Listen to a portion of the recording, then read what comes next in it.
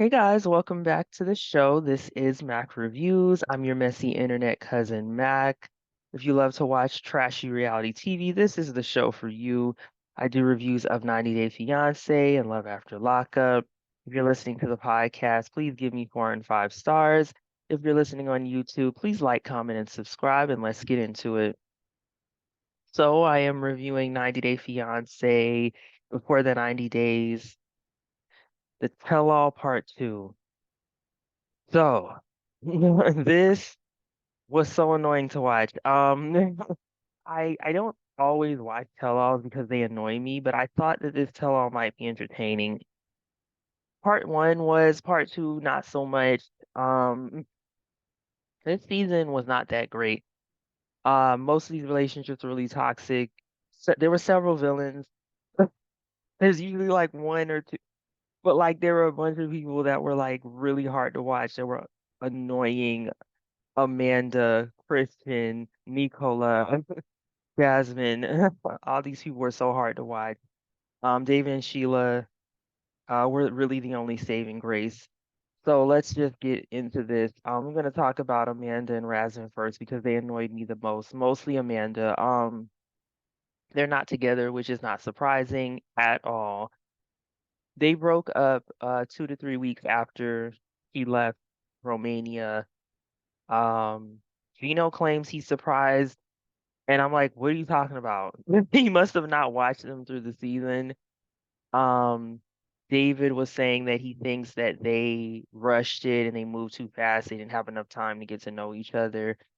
Um, there's some validity to that. David Razvan says that he wanted to focus on his career and focus on himself. Um, and Riley was like, "Oh, I think you just wanted sex. It's like as soon as you slept with her, you lost interest," which is BS. Riley needed to shut up because Jasmine was saying, well, she asked Amanda, "Do you think that, he broke with you because you were being mean to him because you were?" And Amanda was getting mad and annoyed and told her to shut the F up. And I was so disappointed in Jasmine for not going off and dragging Amanda. And then when she said she didn't want to respond except with I think there's a lot of people who would agree with what I'm saying, which is true. And I was very, very, very annoyed because the only person that did call her out was Jasmine. Riley kept trying to make it like Jasmine was just a player, which was BS, as if he didn't watch the season. I mean, he probably didn't, but I was so annoyed at these people because they sat there and they dragged Nicola, they dragged Christian, they dragged Jasmine, and all those people deserve to be dragged. But Amanda deserved to be dragged the most. She was the worst this season. Okay, it was her then Jasmine. Okay, because at least Jasmine, as awful as she's been to Gino, there were a couple times this season where she apologized to that man. There were a couple times in this season where she was vulnerable with him and saying, "Hey, I'm insecure, I struggle." There were a few times where she actually acknowledged when she did something wrong. Now, some of those times were not on this tell-all, but but Amanda refuses to acknowledge that she's done anything wrong. She wasn't being held accountable like everybody else, which I thought was very suspicious. How was it that every other person on this set got held accountable and she didn't? I don't know why the producers wanted to protect her. She didn't deserve to be protected. Um, and she said out of her mouth, "I can be a bitch, I can be sarcastic," which are two things that are synonymous with being mean. And she had the nerve to say to Christian, "Oh, you're flirting with girls, you need to admit it and say, acknowledge that you won't do it again or take responsibility." Yet, when her sister exposed her for talking to some other dude while she was talking to Razvan, she didn't want to acknowledge that that was wrong. I mean, she's a hypocrite. And then they also wanted to come for Jasmine about talking to Dane, which was wrong. But then again, like she's sitting up there judging other people for stuff that she was doing and telling somebody that they need to acknowledge that they're wrong when she didn't want to even acknowledge all of her bad behavior. This chick is terrible. I don't know her, but just the way that she treated Jasmine was awful. Maybe she's a nice person to her kids and her sister and stuff. That's fine. But on this show, she was terrible. So, um, Just a really great example of how somebody can be pretty on the outside and a terrible human have terrible qualities on the inside.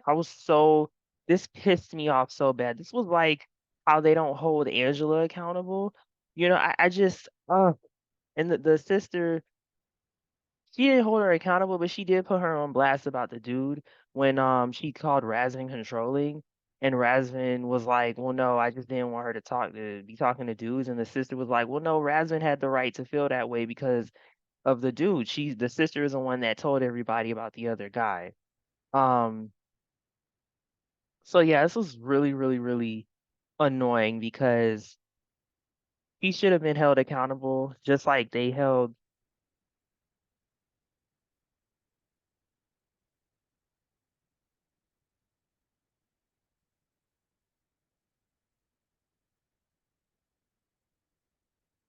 She should have been held accountable, just like they held Christian accountable, just like they held Jasmine accountable. It was so annoying. She is a stank heifer. But anyways, at the end of the day, this relationship between her and Razin was really shallow. They had nothing in common. They had no chemistry. Razin wanted to be on TV. She wanted a paycheck because her husband just died and she needs some money. Anyway, she says she's talking to another guy, whatever. Godspeed to him. Hopefully he's the same person as her. She needs somebody who's her match, somebody who's a bitch and sarcastic and nasty. That's what she needs. And Razvan said that he's coming to the US on his visa, and he also after that is gonna try to just apply to come here on an artist visa, I think he said. So, um, yeah, good luck to him. I'm glad that he dodged this bullet from this awful person. If he really wants to stay here, I'm pretty sure he can find a an American woman who will like him and worship him, and think he's great.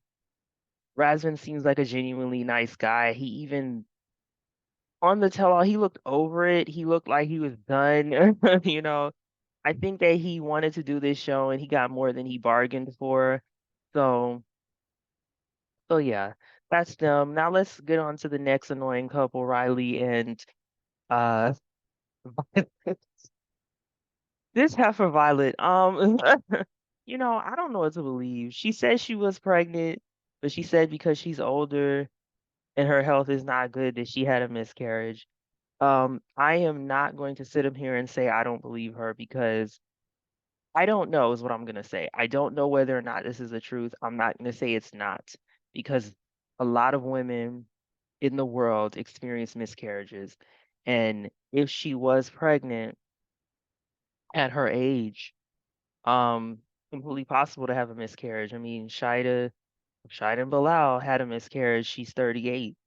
So when you're an older woman and you're trying to get pregnant, miscarriages are completely possible. However, so I'm not going to sit here and say it didn't happen. I have no idea. I'm not a doctor. Like, it's amazing how crazy people are saying, "Oh, I don't believe her." It's like, are you a doctor? Were you there? Y'all crazy. But again, I'm not saying it's not possible she's lying because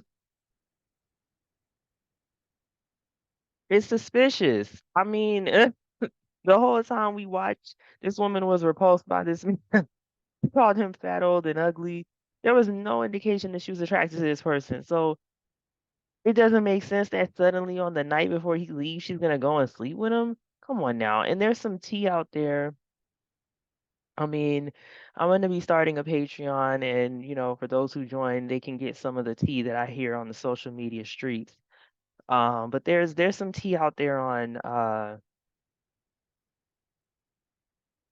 Riley and Violet. There's a rumor that this is allegedly that she had an Italian man visiting her and that he visited her before Riley got there, but it overlapped with Riley being there. And so is it possible she could have been pregnant by this guy? We don't know. So apparently she's coming to the US. She got a tourist visa, not to visit Riley, just to come, which again calls into question who is she visiting? Who is Who is she visiting? So, Riley said they're not together. He doesn't want to get back with her. He didn't have any sympathy for her. He said he couldn't emotionally attach to it because until he understands what happened, Riley's trash, and so is Violet. They both are. The couple was very toxic, and again, nothing in common. I don't know why they were together, but this man had the nerve to open his mouth and say that he would have still proposed to her after all that, which shows you how desperate he is, his lack of self-respect. Another thing, piece of tea that I got, Riley posted on Instagram sometime during the season that when he met Riley's mother at that dinner, the mother said to him, "Black men kill people. Are you going to kill my daughter?" And this man, after hearing that, continued to talk to this woman. And the next day, obviously the producers edited that out. They didn't want that smoke. Because they could have aired it. They should. But um for him to have then said, "Oh," to mention light skin, dark skin, when what he should have said was, "Your mom asked me if I would kill you." That's what he should have said. He should have told them producers, "I'm gonna open my mouth and say that." And maybe he did, and they edited it out. But I cannot believe, as a black person, that you would meet somebody's parents and they would say that to you, and you would still try to date the person when they didn't check that. That just shows you men like Riley, how desperate they are for foreign women. I mean, my God. It's like, where is your self-respect? How you gonna sit up here and try to bring that up after the fact to make her look bad? It makes you look bad because you kept talking to her. So anyways, she's saying that they could just be friends, and he's willing to meet up with her on a friendship basis, not to get back together, just to show, hey, I don't hate you, we're good, we're cool. But the for some reason, his friend is acting like she wants them to get back together. The same friend who didn't like her and didn't support the relationship. Why was she there? She's so annoying too. Anyways, so on to uh the next person. Let's talk about Tirade. Poor Tirade. Honest. So Tirade concedes that he ignored the red flags. They have a producer come on to explain how they discovered he'd been catfish, how they got a hold of Christian, and she said that they used the information Tyree gave, the Snapchat account, and I guess the phone number, and the person wasn't getting back to them, and the person finally did it, and said, "I'm Christian, I can't do this, I'm not really this person," and they admitted. Um,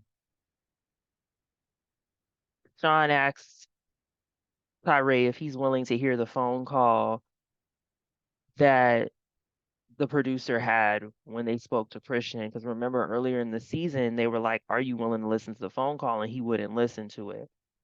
So he looked really uncomfortable, and I don't think he wanted to. But at the end of the day, he needed to hear it. So they played it where the producer was asking this person.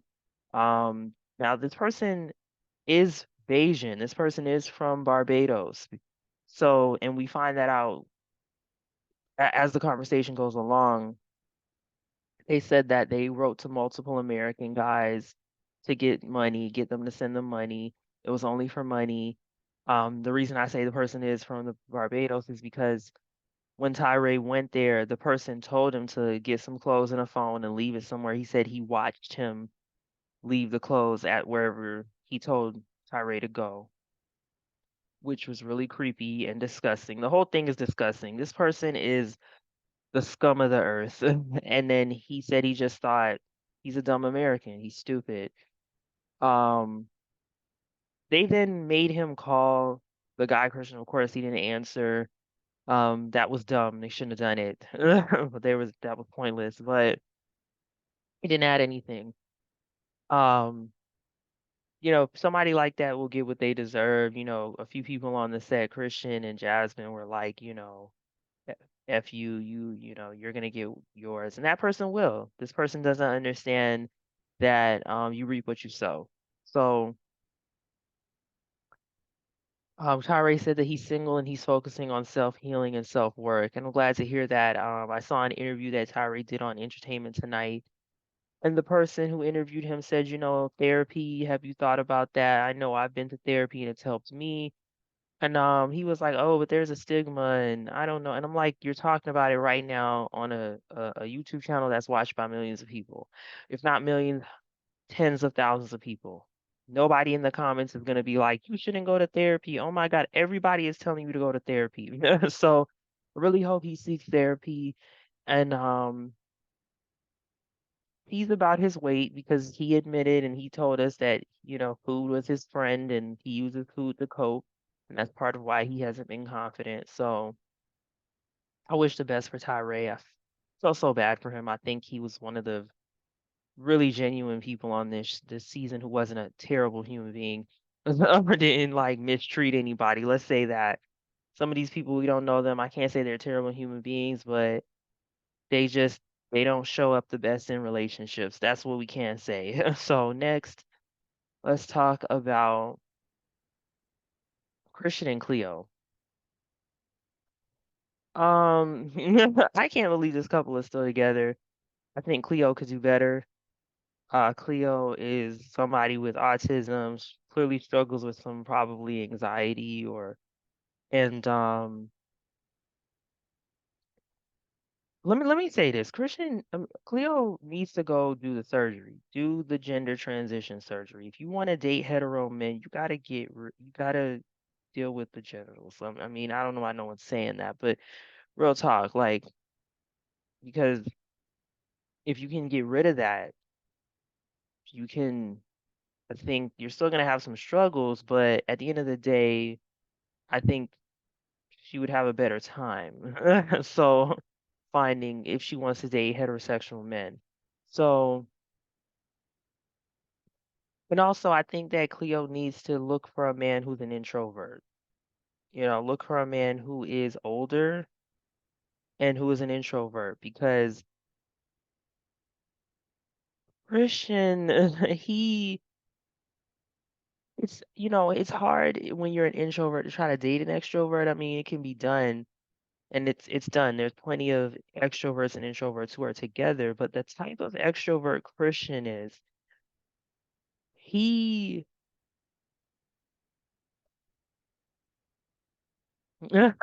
he likes to flirt a lot with women. He does too much. He's an extreme extrovert in a bad way, not in the good way. So, I mean, I don't know if being extreme in anything is good, being extreme introvert and extreme extrovert. There needs to be balance, but he flirts too much, and he doesn't understand boundaries. So, for some reason, they bring the woman who he talked to in the bar, the American woman who I now believe is an actress, clearly, but I found that to be really annoying.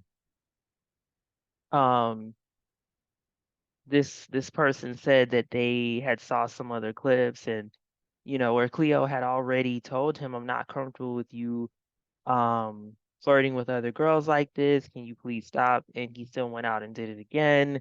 He had did it in front of her face when they were at that bar, and he said he doesn't see anything wrong with it. He feels like he's just a friendly person. He's not trying to hook up with other women, even though in that clip he said he's a wolf on the prowl. So yeah, they talk, you know,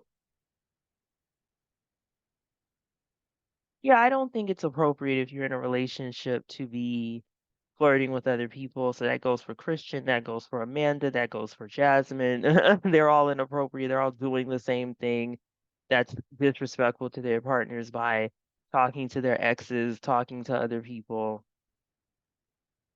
Cleo's friend still doesn't really trust Christian. She thinks Christian is selfish. I agree.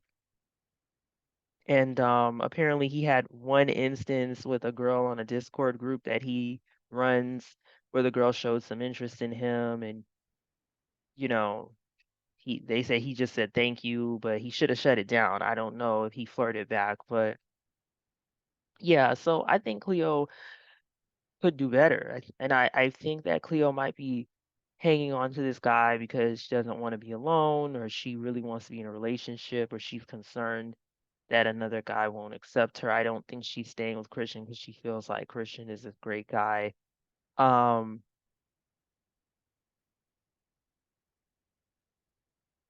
Also, so apparently she came to the US and stayed with him for a month and met the women in his family. And apparently it was the women because the men in his family were not open to meeting Cleo and were prejudicial.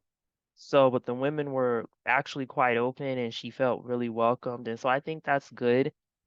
I kind of was surprised that he introduced her to his family. I thought he was, let me tell you this right now. I was shocked they didn't break up at the end of the season. I thought they were going to break up.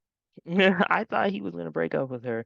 And I don't know. I'm not 100% sure if he's serious about her or not.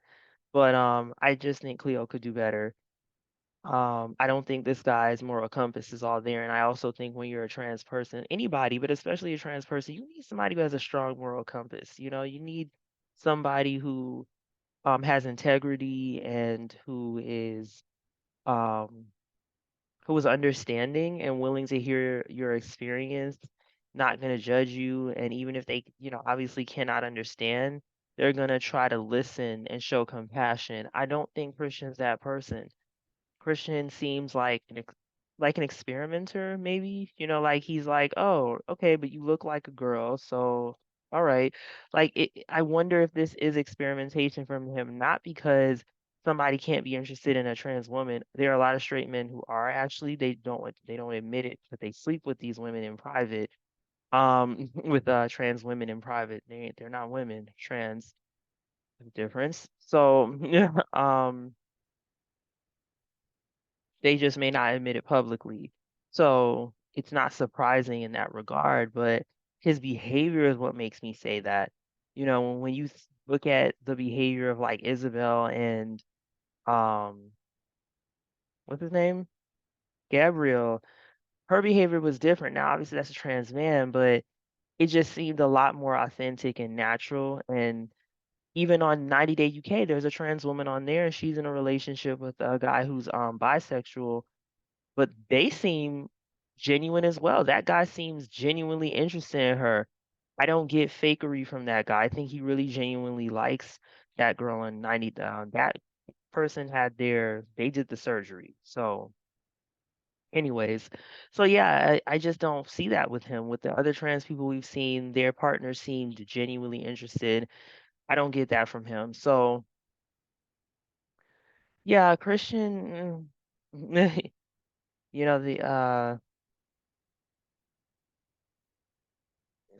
I hope Cleo moves on. So next, that was Jasmine and Gino real quick. Gino, they talked about Gino wanting Jasmine to sign a prenup. Sean actually asked a good question, which is, did you make your ex-wife sign a prenup? And he said no, because his ex-wife had a career, she had a 401k, she had her own money.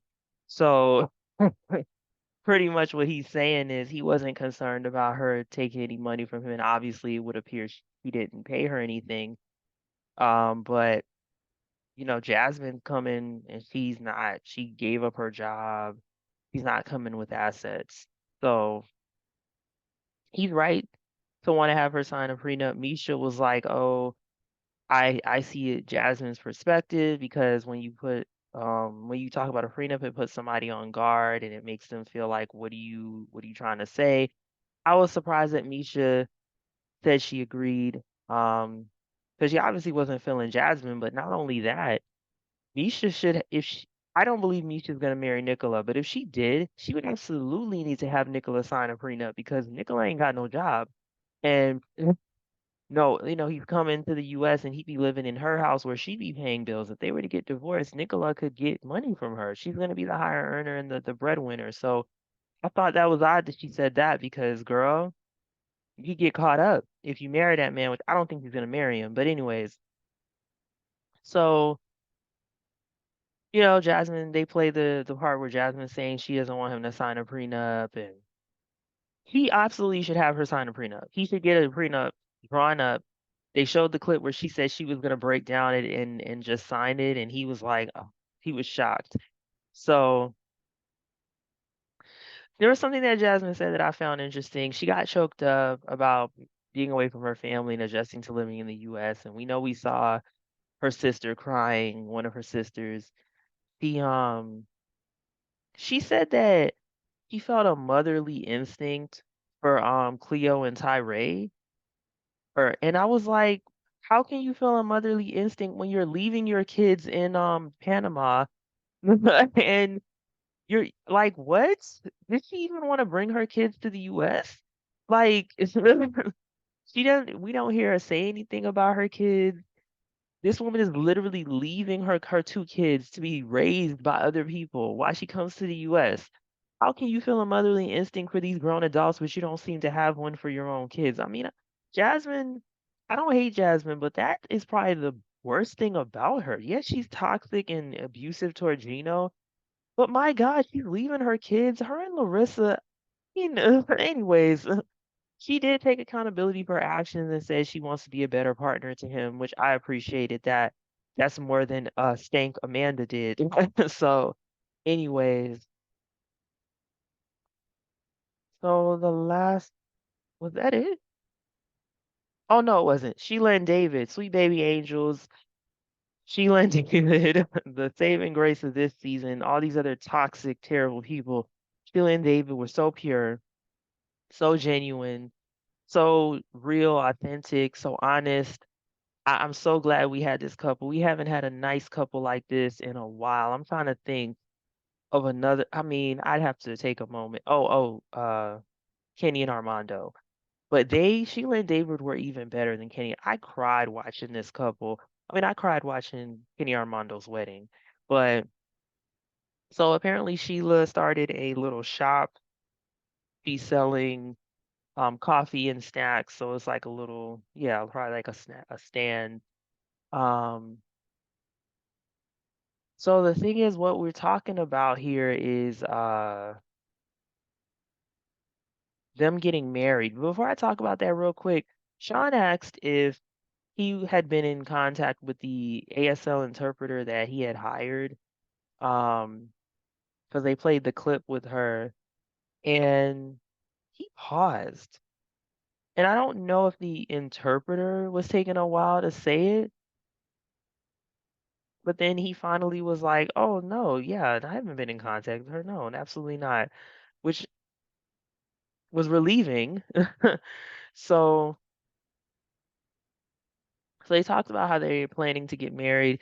He already met with two immigration lawyers about whether they should do like what process, what application they should do. They want to get married in the Philippines and do the spousal visa, but the lawyer said that the marriage visa can take 3 to 4 years, whereas the K-1 fiance visa can take about 2 years. So, um, Sheila was really disappointed about that because she wanted to get married with her family there.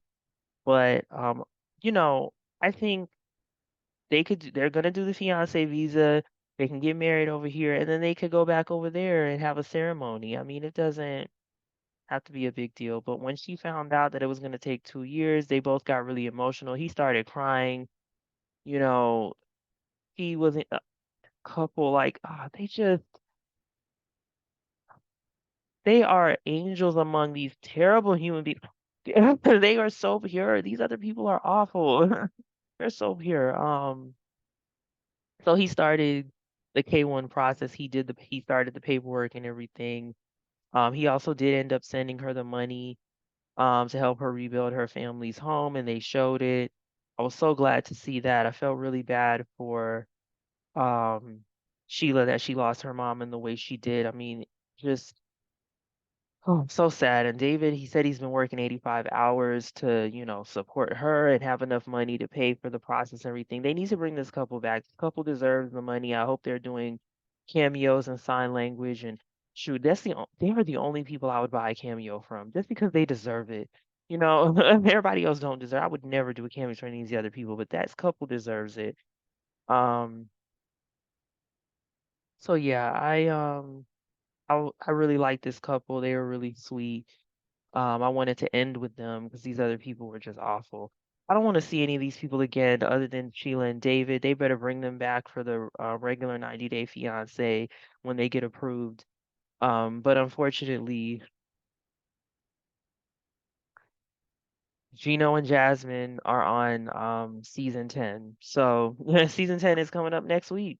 So I will be reviewing it. I'm gonna try to review 90 Day the Other Way. I know we're coming up to the end of that season. There's a few things that are shocking there. So all right, so thank you for listening, guys. I've got the review for Love After Lockup. The episode season 5, episode 3 is up. Also the hot topics from last week is up. I'll be doing hot topics every week. So all right, thanks for listening, guys. Bye.